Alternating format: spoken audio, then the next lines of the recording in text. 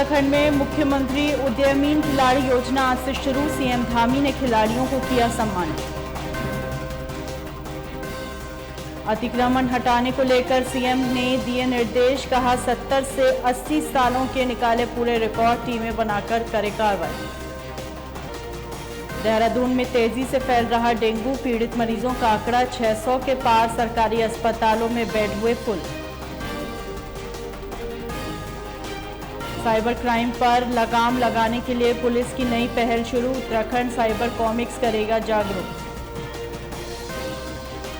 रुड़की में tractor trolley ने bike को मारी टक्कर, हादसे में दंपत्ति और 3 साल की बच्ची की दर्दनाक मौत।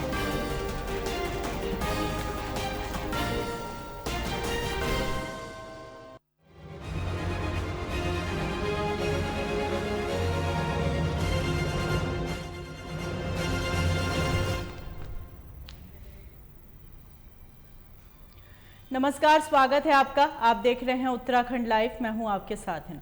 बॉर्डर पर हमारे आईटीबीपी के जवान दिन रात देश की सुरक्षा में तैनात रहते हैं। उन्हें त्योहारों पर घर जाने का मौका भी बहुत कम मिल पाता है। ऐसे में चमोली जिले के सीमांत गांव सूखी भला गांव के ग्रामीणों ने अद्भुत पहल की है। इस गांव की महिलाओं ने आईटीबीपी के जवानों को बॉर्डर पर जाकर राखी बांधी। सूखी भल गांव के ग्राम प्रधान लक्ष्मण सिंह बुटोला ने बताया, आईटीबीपी के जवानों को हमारे गांव की महिलाओं के द्वारा रक्षा सूत्र बांधकर उनकी लंबी उम्र की कामनाएं की गई। उन्होंने कहा, जिनके त्याग से हम अपने घरों में चैन की नींद सोते हैं, उन जवानों के साथ रक्षाबंधन के पर्व को मनाना एक नए जोश और उमंग का संचार जवानों में भरा रहे, इसलिए यह निर्णय ग्राम पंचायत द्वारा लिया गया। बता दें, पहली बार ही सीमांत गांव की महिलाओं ने रक्षाबंधन के पर्व पर बॉर्डर पर जाकर जवानों को राखी बांधने की पहल शुरू की थी। ग्रामीणों का कहना है वो अब हर त्योहार जवानों के साथ मिलजुल कर मनाएंगे, ताकि उन्हें त्योहारों के दौरान अपने घर से दूर रहने की पीड़ा न सताए।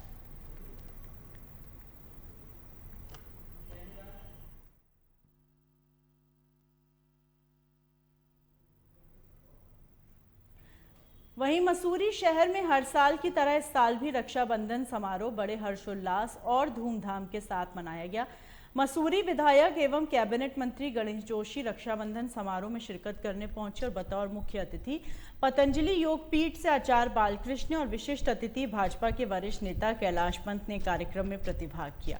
इस अवसर पर जैन सारी लोक गायक रेशमा शाह, मनोज सागर एवं कई बच्चों ने सांस्कृतिक कार्यक्रमों की प्रस्तुति ने सभी के मन को मोह लिया। वहीं कैबिनेट मंत्री गणेश जोशी सभा को संबोधित करते हुए भावुक हो गए। उन्होंने कहा, जब वो फौज में थे तो उनकी कलाई में राखी बांधने वाली कोई बहन नहीं थी। आज उन्हें हजारों की संख्या में बहनें राखी बांधकर आशीर्वाद देती हैं। कार्यक्रम में आईटीबीपी की वीरांगनाओं सहित हजारों की संख्या में उपस्थित महिलाओं ने मंत्री गणेश जोशी की कलाई में राखी बांधकर उनके दीर्घायु होने की कामना की। वहीं मुख्य अतिथि आचार्य बालकृष्ण ने कैबिनेट मंत्री गणेश जोशी को रक्षाबंधन के भव्य कार्यक्रम के लिए बधाई एवं शुभकामनाएं दी। उन्होंने कहा, कार्यक्रम में आकर सुखद अनुभूति हो रही है। आचार्य ने कहा, मंत्री गणेश जोशी सभी बहनों को अपना परिवार मानते हैं और यही स्नेह हमारी संस्कृति, हमारा धर्म, नारी शक्ति को हमेशा आगे रखता है।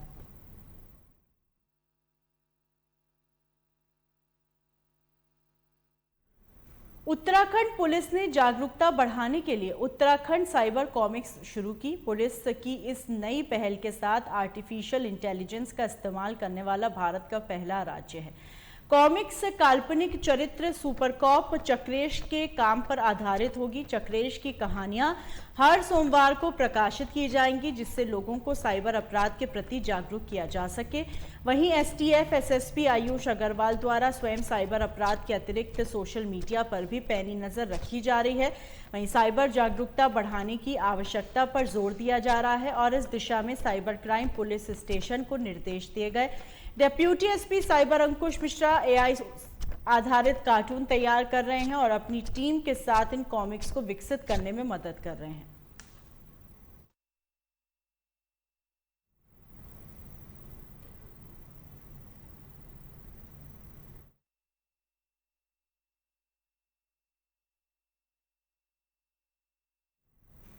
हरिद्वार में पॉड टैक्सी की योजना फिलहाल अधर में लटकती नजर आ रही है। रोशनाबाद स्थित जिला कलेक्ट्रेट में डीएम और एसएसपी ने योजना को लेकर व्यापारियों, तीर्थ पुरोहितों और होटल व्यवसायियों की बैठक बुलाई, जिसमें सभी संगठनों ने पॉट टैक्सी योजना का विरोध करते हुए योजना को शहर से बाहर ले जाने की मांग की। इस दौरान पॉट टैक्सी योजना को लेकर तीर्थ पुरोहितों ने जमकर गुस्सा जाहिर किया। तीर्थ पुरोहितों का कहना है कि हरिद्वार की भौगोलिक परिस्थिति ऐसी नहीं है जहां इस योजना को लाया जा सके, क्योंकि जहां से पॉट टैक्सी का रूट निर्धारित हुआ है उस मार्ग पर सबसे ज्यादा यातायात का दबाव रहता है। यही नहीं, कुंभ के दौरान तमाम अखाड़ों के शाही जुलूस और पेशवाइयों ने भी इसी मार्ग से जाती हैं। ऐसे में बेहद संकरे इस मार्ग पर पॉट टैक्सी चल ही नहीं सकती। यही नहीं, पॉट टैक्सी के आने से हर की पौड़ी जाने वाले इस मार्ग पर व्यापार भी चौपट हो जाता है। लिहाजा वे किसी भी कीमत पर इस योजना को शहर में आने नहीं देंगे।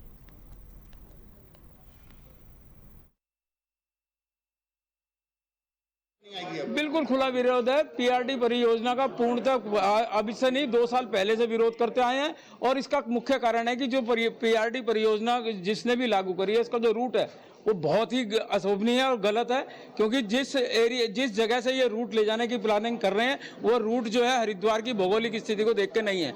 आज ये लोग, आज की मीटिंग में आपने कहा कि टेक्नोलॉजी का जमाना है।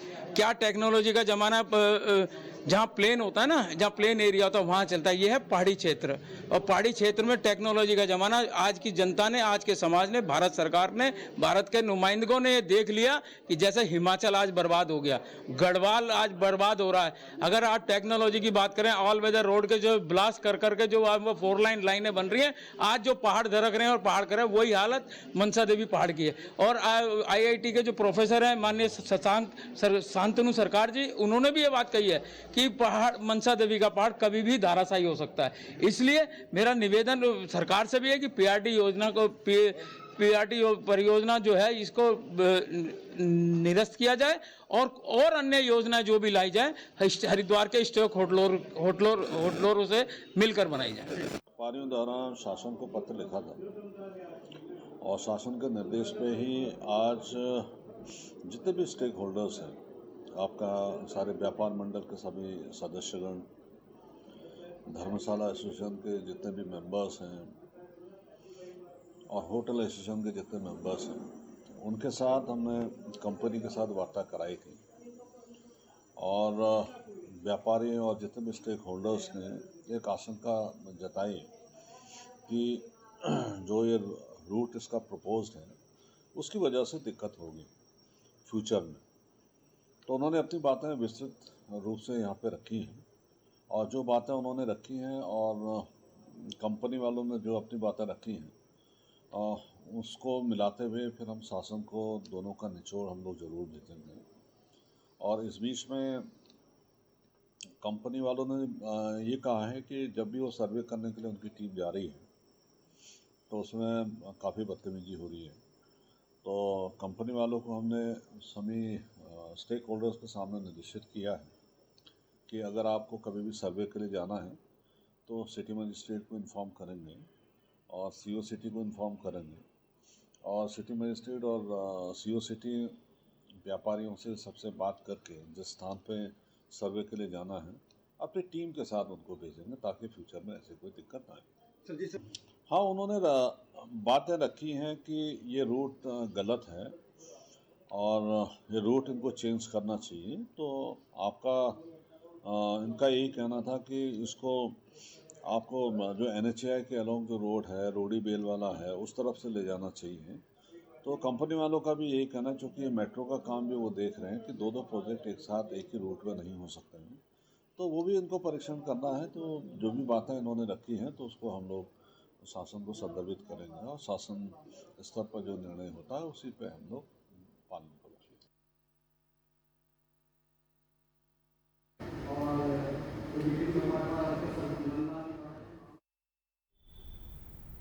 त्योहारी सीजन आने से पहले मिलावट खोर भी सक्रिय हो गए हैं। आज सुबह हरिद्वार में खाद्य सुरक्षा विभाग की टीम ने 5 कुंटल संदिग्ध पनीर पकड़ा। अधिकारियों को मेरठ से मिलावटी पनीर हरिद्वार में सप्लाई किए जाने की सूचना मिली थी, जिसके बाद अधिकारियों ने तड़के रुड़की की ओर से आ रही गाड़ी को रोककर जांच की तो उसमें भारी मात्रा में पनीर मिला। पुलिस ने युवक से सख्ती से पूछताछ की तो उसने कबूला कि पनीर को बनाने में रिफाइंड तेल का इस्तेमाल किया गया है। इसके बाद खाद्य सुरक्षा विभाग विभाग की टीम ने टेस्टिंग लैब भेजने के लिए संदिग्ध पनीर के सैंपल लिए और पनीर को मिट्टी में दबाकर नष्ट कर दिया।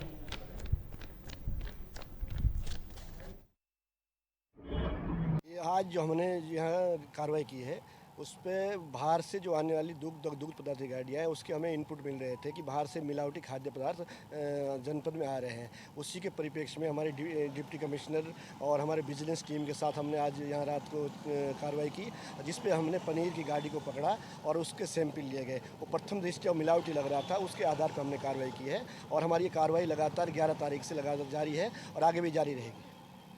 के निर्देशों के क्रम में जो है ये कार्रवाई की गई है। 11 अगस्त से लेकर 31 अगस्त तक के लिए महोदय ने जो है एक टीम गठित की थी प्रत्येक जनपद में कि वो जो बाहर से मिलावटी खाद्य पदार्थ या संदिग्ध खाद्य पदार्थ आ रहे हैं उनके खिलाफ कार्रवाई करने के निर्देश दिए गए थे। उसी क्रम में हमारे पास सूचना मिली थी और ये कई दिनों से हम इस मामले में जो हमारे सोर्सेज हैं उनसे हमें ये खबर मिल रही थी कि यूपी और यूपी के अन्य क्षेत्रों से जो है उत्तराखंड में जो है कई सारे milk and milk product supply किए जा रहे हैं। तो उसी सूचना के तहत आज सुबह हमने जो है करीब 3 साढ़े 3 बजे के आसपास जो है ये कार्रवाई की और ये जो है जो पनीर आ रहा था ये मेरठ से आ रहा है और जो संदिग्ध था उसने स्पष्ट अपने शब्दों से एक्सेप्ट भी किया और पनीर को देखते हुए और उसके स्मेल को देखते हुए लगा कि बहुत ही बदबूदार था। उसने इस बात को एक्सेप्ट किया है कि वो इसमें रिफाइंड मिला रहा है। तो जो है कि क्लियर कट है कि फूड सेफ्टी एक्ट के तहत वो सब स्टैंडर्ड है और जो मौके पर उसके पास जो सामान मिला उससे भी ये डाउट हमारा क्लियर हो गया कि वो सब स्टैंडर्ड फूड था।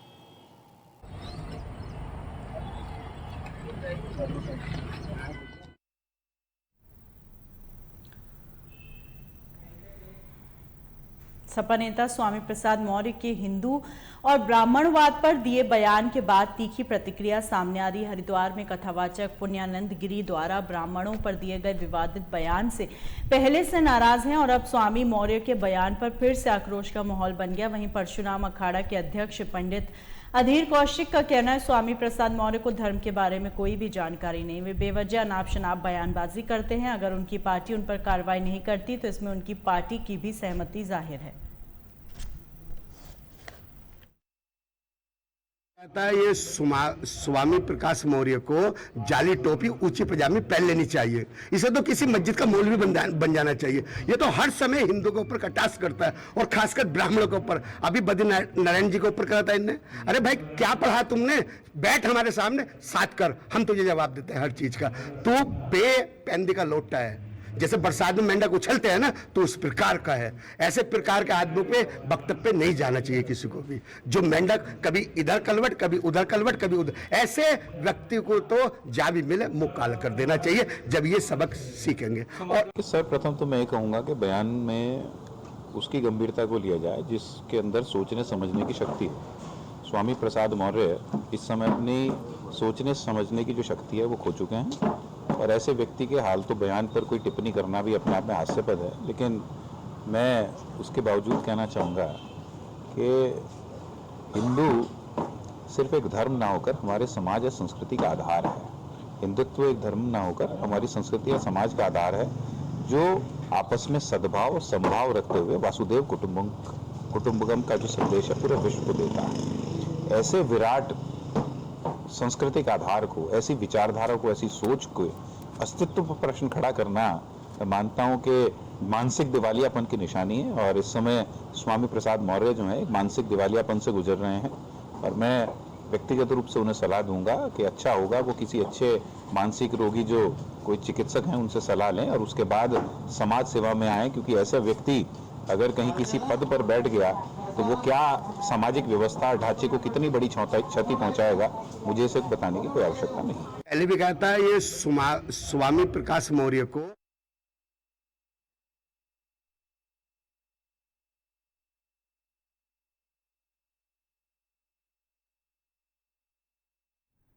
मुख्य सचिव डॉक्टर एस.एस. संधू ने सभी जिलाधिकारियों को उन सरकारी जमीनों के पिछले 70 से 80 वर्ष पुराने रिकॉर्ड खंगालने के निर्देश दिए जिन पर विवाद और आपत्तियां हैं। उन्होंने सरकारी भूमि को चिन्हित करने और उनका रिकॉर्ड ठीक करने के लिए टीमें बनाने के निर्देश भी दिए। मुख्य सचिव ने साफ किया है सरकारी भूमि पर अतिक्रमण रोकने के लिए अधिकारियों की जिम्मेदारियां भी तय की जाएं। अतिक्रमण होने की सूरत में ऐसे अधिकारियों को जवाबदेह बनाया जाए जिनके बाद जिले में पुलिस प्रशासन रिपोर्ट बनाकर कार्रवाई करने के लिए तैयार है।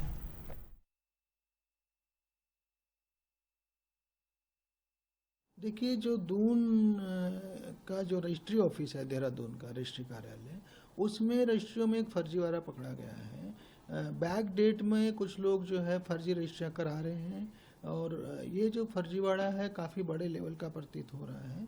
इसमें माननीय मुख्यमंत्री जी के आदेश पर एक एसआईटी का गठन भी किया गया है। अभी तक 2 अभियोग इसमें पंजीकृत हो चुके हैं और 9 लोगों की गिरफ्तारी हो चुकी है। साथ ही साथ ये भी है कि हो सकता है और केसेस दर्ज हों और भी ज़्यादा लोग गिरफ्तार हों। मैं आपके चैनल के माध्यम से ये लोगों तक को बताना चाहता हूँ कि कोई भी अभियुक्त जो इसमें इन्वॉल्व है, चाहे वो कितना भी बड़ा हो, कितनी भी पहुँच वाला हो, उसको बख्शा नहीं जाएगा। वो हमारे शिकंजे से बच नहीं पाएगा। 2-3 सालों में कितने फर्जीवाड़े हुए होंगे ये भूमि माफिया को? देखिए, मैं आपको बताऊं, हमने जनवरी 21 से डाटा इकट्ठा किया है, यानी लगभग 3 साल हो गया।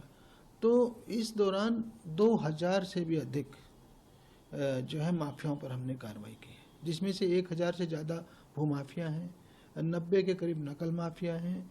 बहुत सारे लोग हैं जो नौकरी दे करके नौकरी के नाम पे फ्रॉड करते हैं। बहुत सारे लोग हैं जो किट्टी पार्टी और चिट फंड के नाम पे फ्रॉड करते हैं। तो जो मैं बड़ी बात कहना चाह रहा हूँ कि भू माफिया और ये अन्य तरह के सभी माफिया मिला करके आपराधिक माफिया, हमने पिछले 2.5 सालों में जो है 2000 से भी अधिक लोगों पर कार्रवाई की है।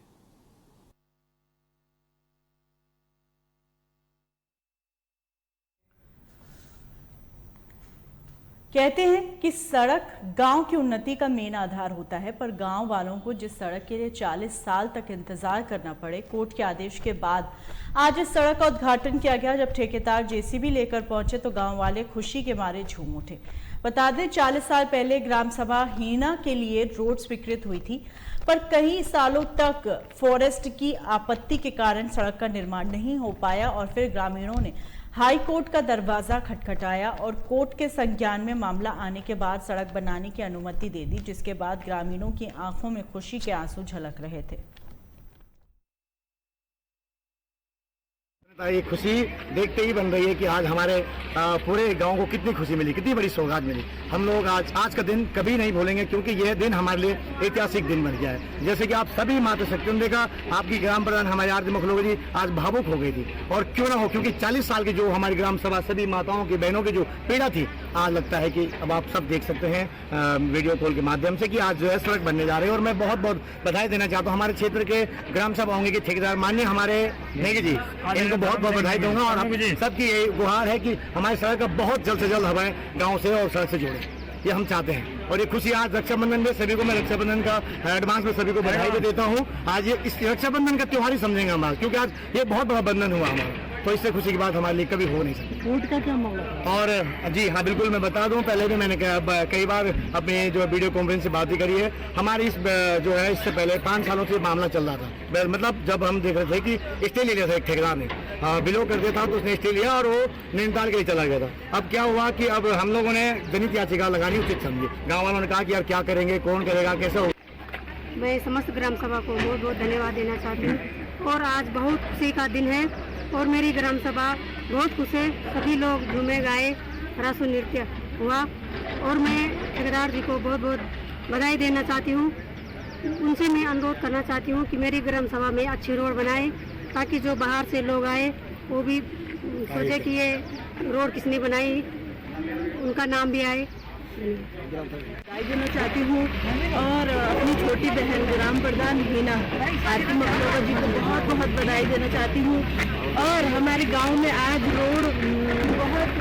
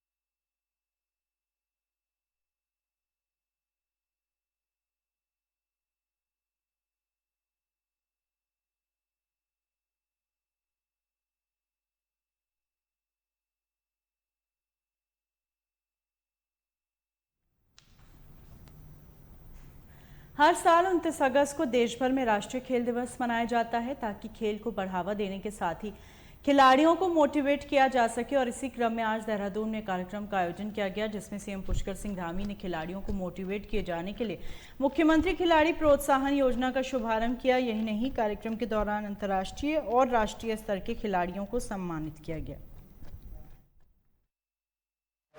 खेल दिवस के अवसर पर राज्य के सभी खिलाड़ियों को, हमारे सभी खेल प्रेमियों को बहुत बधाई देता हूँ, बहुत शुभकामनाएं देता हूँ। आशा करता हूँ कि खेल और जो हमारी खेल भावना है वो हमेशा हमारे अंदर बनी रहेगी और वो जहाँ खेल के मैदान है, इस प्रकार की हमारी जो स्पोर्ट्समैन स्पिरिट है वो है, उसके साथ साथ हमारे जीवन में भी ये भावना लगातार अनुभव रूप से चलेगी। आज इस देश के हम महानतम खिलाड़ियों में से मेजर ध्यानचंद जी, जिनको हॉकी के जादूगर के नाम से जानते थे, उनका जन्म दिवस है।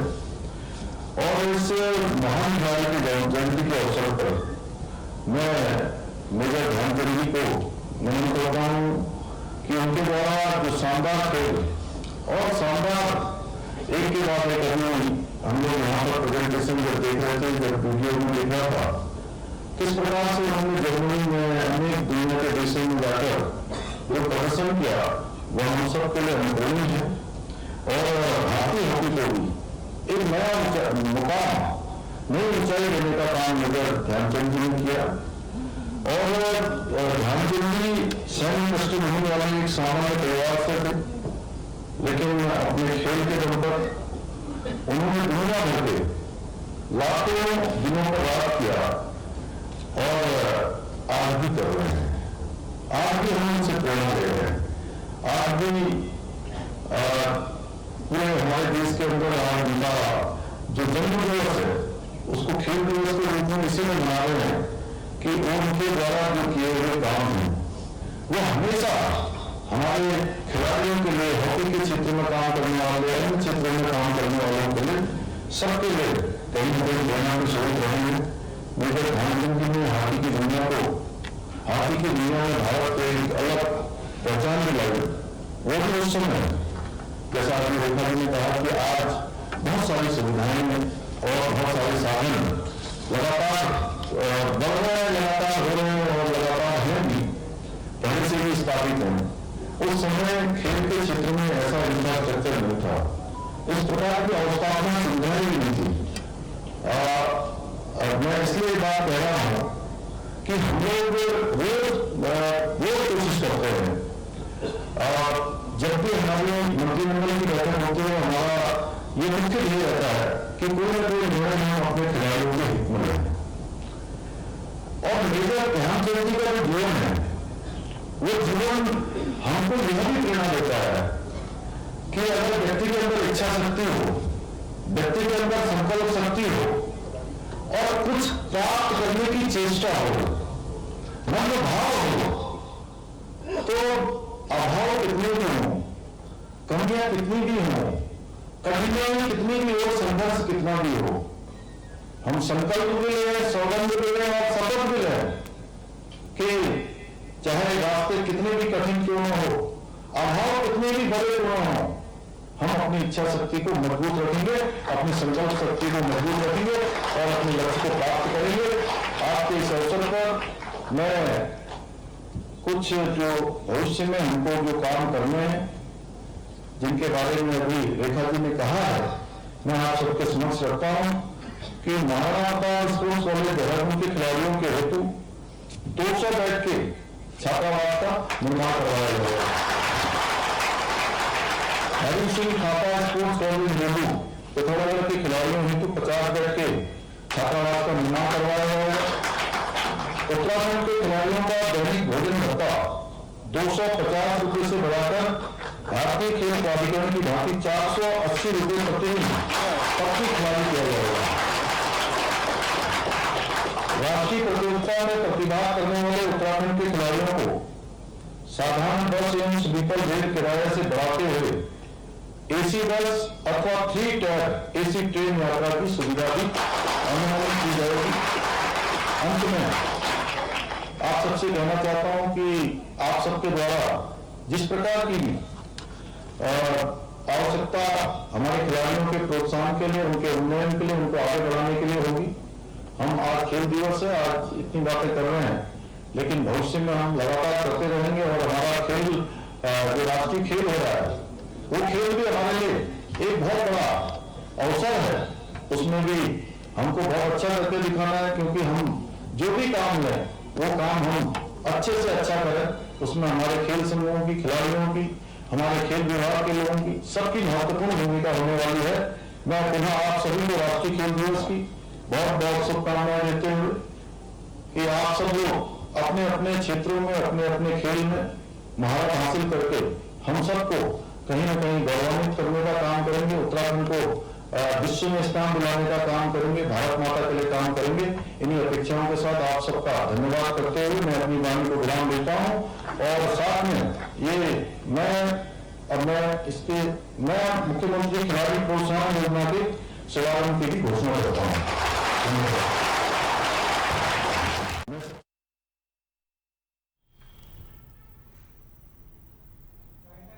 इन्हीं खबरों के साथ बुलेटिन में फिलहाल इतना ही। दीजिए इजाजत।